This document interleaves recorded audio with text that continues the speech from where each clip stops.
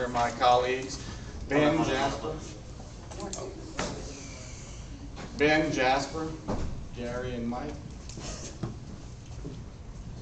Wait again. Well, we are here, basically the last presentation of the morning for Group 4. You guys were ready before I was, but yeah. Go ahead. All right, thank y'all again for staying for this last presentation for the morning. We're Group 4, I'm Peyton, this is Ben, Jasper, Mike, and Gary. Our Jasper passed out some operations and assembly manuals. You can thumb through them and pass them around. We have 3 of them. Our presentation will be on our Milner ram pump filtration system. We have it set up here. So some of the problems that we tried to, or that we thought about whenever designing this, were water scarcity problems. 2.1 billion people lack access to safe drinking water. 4 out of 10 people worldwide have water scarcity problems, and the agriculture accounts for 70% of the water withdrawn from the ecosystem. The next problem that we tried to address or thought about during our design considerations was water sanitation. So the other problem that you have when you're dealing with water oftentimes is water sanitation. Some real quick facts for you is that about 80% of wastewater flows back into the ecosystem without being treated or reused, and that around 340,000 children die annually from diarrheal-related diseases. And we just have some pictures here of urban environments. You can see how this might be a problem. So our main project goal is to develop a no energy added delivery and filtration system. In addition, we wanted to develop it to be easy to use and easily maintainable. There was a 5-year UNICEF study over ceramic filters implemented in Cambodia. And at the end of the study, it showed only 25% were still in use due to slow filtration and burdensome maintenance. Another goal we want to do is team up with nonprofit organizations to utilize their international logistic resources. Okay, for existing solutions, we have considered several solutions. First would be human-powered, which is by using buckets going up and down the hill, which could be very exhausting and exerts a lot of energy. Second option we considered was gravity-powered, but it's going to need a great flow of water continuously. And third is motor-powered, which is motorized pumps, which would require electricity or gas. But since we're trying to run it purely mechanical, we decided not to go with that. And last thing we considered was for it to be water-powered, which is could be either Rife River or Marshall pump, which is a self-supporting system pump. So with sediment removal as a primary concern for us, there aren't really any existing filtration options that are off the shelf that would be applicable for our system. Reverse osmosis and ceramic filtration require too much pressure or too much flow velocity. Slow sand filters are too big, they're too difficult to maintain, and they're too slow. So we went with the fast sand option, the design considerations which we'll be discussing in later slides. And here's a picture, next slide, here's a picture of our system whenever we were testing it. The green pipe is the dry pipe hooked up to the actual ram pump coming off the ram pump into the fast sand filter, from there into the reservoir. On the bottom of the reservoir, we did put a Y so that you can go through your secondary filtration system with a spin-down filter, and then into your drinking water filtration system. And whenever that's being maintenance, we have the Y so that you can just use it for irrigation water. The next slide tells us why we chose a ram pump. First of all, for cost, we tried to keep it cheap, readily sourceable around the world. You can find PVC. We wanted to have something that merged the two, filtration and delivery, so we can deliver water and still have enough pressure to pass it through our low pressure drop filters. And the next. About the pump, it is low cost, like Payton told us. It is low maintenance because the only thing that we need to be replacing or cleaning would be the filter. And it's high usability because we use PVC, and PVC is durable enough and pretty accessible. And we sell as a DIY kit, which includes the operation and assembly manual, which you guys have in front right now. And it will also include several different filtering options that now Ben will discuss. Filtering options we figured out fairly early on when you're trying to cover a wide range of places where you want to use the pump, the best way to do that is to offer multiple filtering options. So the pump is great as a standalone. If you are just purely trying to get water from A to B and you don't really need to filter it, then the pump works great alone. If you're just looking for a little bit of filtration for agricultural use, we have a fast sand sediment filter that works great with only a minor flow rate loss. And then finally, if you were trying to drink the water, we have a ceramic pressurizable filter that works great as well. So in keeping with the rest of the system, we decided to design the fast sand filter out of PVC with unions at the top and bottom for easy removal, for backwashing, replacement of the gravel, sand, gravel medium that we have, we're using for our primary method of filtration. And for our secondary method of filtration, you can see here we have a centrifugal filter coming out of the bottom of the tank. And I can discuss that. The centrifugal filter we use because it was easily cleanable, and you can actually take out that filter and change whatever micron size you needed. We went with a 150, it was a pretty standard size. And then at the bottom it has a washout valve. Before it, on the upstream side, on the header, we put a maintenance valve in so that you can shut that valve and take it apart. It's made out of a UV resistant plastic, so it's durable around the world, and you can actually see whenever it gets dirty. So that's some of the reasons we chose that one as our secondary. So in keeping with the goal of trying to produce drinkable water, this was actually an issue that we had a substantial problem with. A lot of the filters out there, because we have chosen to get our energy solely from the river, are just not usable. But what we did find works is this ceramic pressurizable gravity filter. An advantage here is it is already pre-approved by the FEA, Red Cross, and the CDC. It's excellent at removing cysts, bacteria, turbidity, and about 99% of particles larger than 0.2 microns, so great filtration. It has an expected life of around 6 months, filtering up to about 1,000 gallons. It is capable of operating off gravity alone, but our pump can also pressurize it to speed up the production. And the filter candles in it are replaceable and are fairly cheap. They're around $20 a piece, so reasonable. This is our system in action. The water tub represents our river source. It goes to our dry pipe that goes to the pump. It's already primed right now, as you see Jasper turned it on.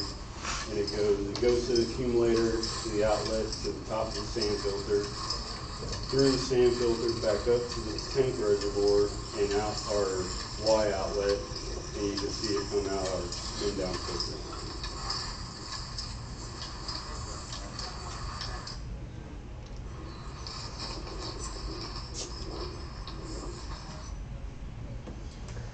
So when we initially started designing this thing, we used gravel and sand. We had a known set of gravel and sand that we wanted to use. We calculated the porosity of that medium experimentally, and then used that data to create a porous medium in SolidWorks so that we could use the flow simulation software that they offer. We pumped a known flow rate through that medium, and we were able to adjust the medium on the fly to achieve the optimal 3 to 5 pounds of back pressure that we wanted to see, while also keeping the decrease in volumetric flow rate as low as possible. So since this is a pressurized system, we want to ensure safety. We did this with FEA on the ram pump body. This is one FEA example. We took the lowest rated component and used that as our loading condition, and we found it to be about 1.3 safety factor. But our recorded test results showed that our maximum pressure seen and recorded was about 15 to 20 psi. So the ram pump body with those results was actually a 10 to 1 safety factor. The other component we did was the accumulator. We did the same thing. We took the lowest rated component and we came out with a little over 3 safety factor. This is a little over designed with the idea of possibility of future expansion to maybe a larger pump, but you'll see that in the future considerations. So brief delivery results, we were able to gather 3 different points. First, without the filter, which gathered about 20 psi, at about 1 gallon per minute. And secondary was, second point was the primary filter, which is this fast sand filter at around 0.6 gallon per minute. And lastly is the third filter, which is a ceramic filter at about 4 gallons per hour. When initially testing the filtration of the system, we pulled approximately 20 gallons of water directly from Mason Creek, which you can see in the picture on the left.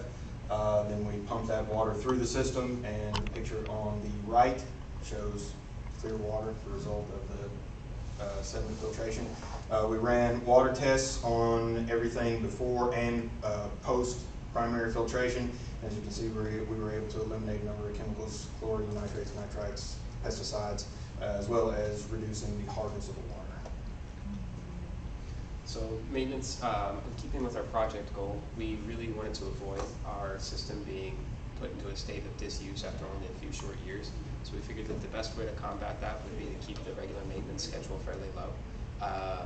On a daily basis, all we ask is that the users check the gauges that we provide on the top of the accumulator and the top of the sediment filter. Included in the operating manual is a troubleshooting guide on how to fix and deal with any problems you may have with that. On a weekly basis, it's only slightly more intense. We ask that they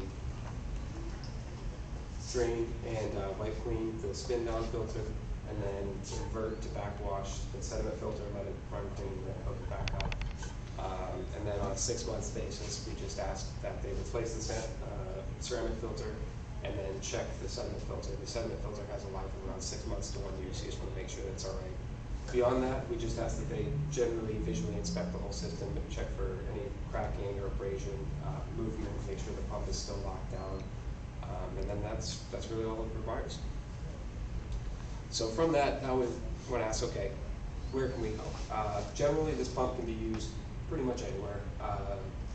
We've designed it in such that way. However, there are a couple countries which we have targeted as being ideal points of implementation.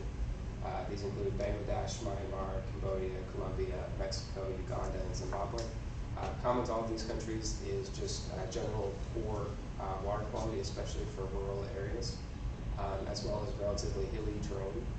So we can take advantage of either the height, static pressure there, or the flow rate of the river, combine the both of them, and we can get them delivered water and have them farming or drinking as they please. So overall, our system costs a little less than $300. Domestic shipping, we can ship it for about $200 in the 48 states with about 1 week delivery time. The issue that we've come across is international shipping, which that's what we're striving for, which could take 8 to 10 weeks. And this is the reason why we want to team with nonprofit organizations to utilize their international logistic resources. I'll go through a dry run of how the pump works. So it starts over here with the left. This is placed up in the river. It catches the flow rate. It's placed at a little bit of a gravitational advantage as well. It's going to flow through this green drive pipe here. Here's the check valve at the base of the pump, so the water flows through there. The check valve is initially open. The water flowing forces the check valve shut. When it does so, you get the hydrant, so that creates a high pressure. This is a check valve here, so it's forced up into this air chamber. That gets pressurized, and then since it can't go back down, the only place for it to go is up through this line into the top of the sediment filter. Flows down through the sediment filter, back up into the top of our storage tank, and then from here we have a Y where you can either get that water as is, or you can send it through the spin down filter, and as well you can send it into the ceramic filter. So now a key point here is that they're evolving, so you're not choosing specifically one, you can proportion it however you want. Now we're going to talk about future considerations. So for improvements on the system, we could potentially scale the system up, make it a 2-inch system rather than a 1-inch system to achieve higher pressures, higher flow rates, which would also allow us the ability to directly pressurize the ceramic filter rather than relying on the gravitational potential of the stored water. We also would like to add an overflow spigot to divert overflow water back to the original source. And we're looking at possibly adding a activated charcoal element to the primary filtration, just to get the stored water a little bit closer to, something cleaner, usable, drinkable, possibly. And that's it. Thank y'all. If y'all have any questions.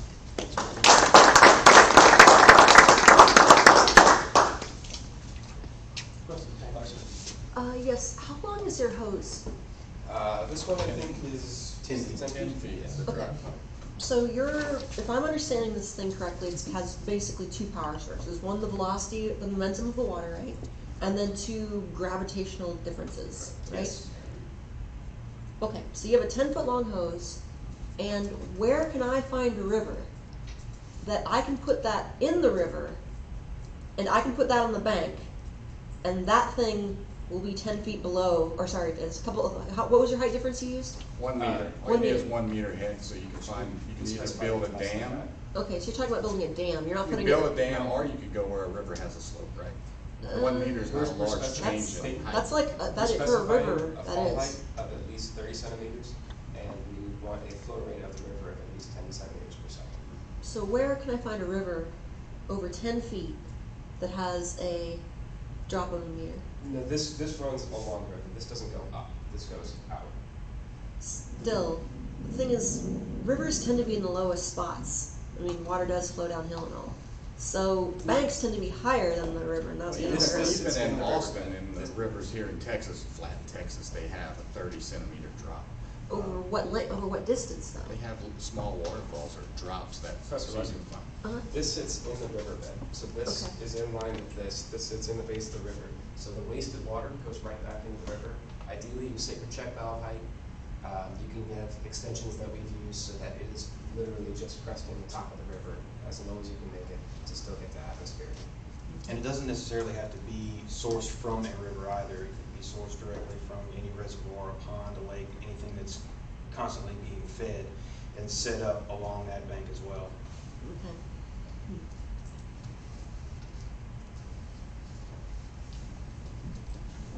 Oh, I might be able to answer a little bit further. Mini waterfalls are great. If you have any kind of little mini waterfall, even if it's only 1 foot high, that potential difference is enough to get it going. So I guess what I really want to get at is you're looking for very unique conditions of, river flows and river drops, and what have you looked at, your target market? You're aiming for third world, rural villages. What portion of people with, water insecurity live next to a freely flowing river with those conditions? Probably a lot. I mean, people tend to live next to rivers because you need water to live, and you can't go 3 days without water. That's true. And granted, the specific part of the river that you're at, yeah, that might not happen, but if you were to go a kilometer upstream or downstream, you would probably find it. And one thing I didn't see in your economic analysis was how much is this capable of producing? Like, is this enough for one person? Is this enough for a family? Is this how much for a village? I mean, what scale are we dealing with here? We're planning for a village of 30 people. Okay, well, I'd like to see something about that. Like, okay, it produces this much. These are the needs for the people of this. Every person needs this much. If we want to do crops, we're going to need this much water.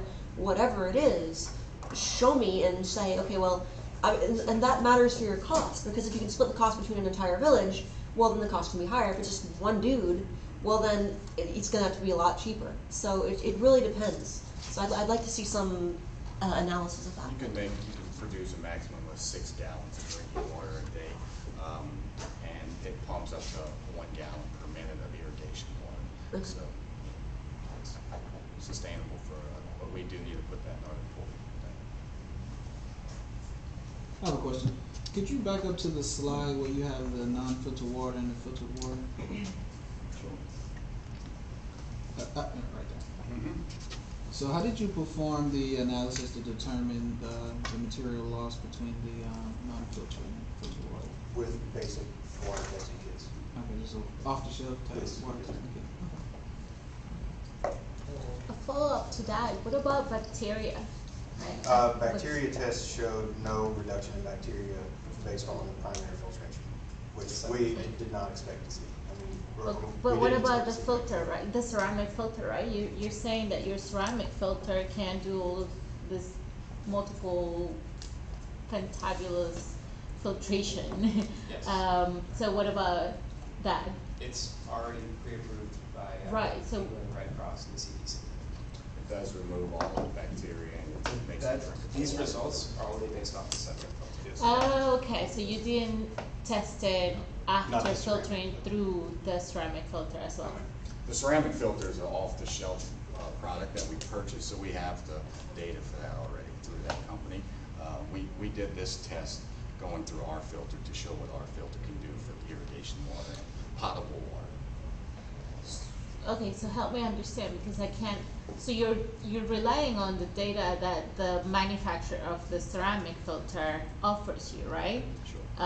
But if you're selling or giving me this entire apparatus that you're, offering to me, then I would like to see the data I would like to see that your apparatus actually does what I need it to do, right? If you come And by it's the going to be a Expo. huge factor when I'm in a rural area and I need to drink water out of that little valve that you have there. You're not gonna drink water out of this now. You're gonna drink water out of these 2 5-gallon buckets. But if you come to the Expo, we have our final report printed out and it has that data in there. So we can offer you that data. We just passed around the operations and assembly manual for our apparatus. But if you'd like more information on that, we can definitely give you that. I have a second question. So you have a storage tank in there, and then different types of materials. So what were the criteria that you tested your materials against to choose, the type of plastic that you're gonna build this apparatus from? So one of the things that I'm concerned is about fouling of your storage tank, for example. So do you take this into consideration as well? We did purchase a food grade tank that is used. A what, sir? A food grade tank that's used to transport other liquids that are edible by humans. Further testing has not been done.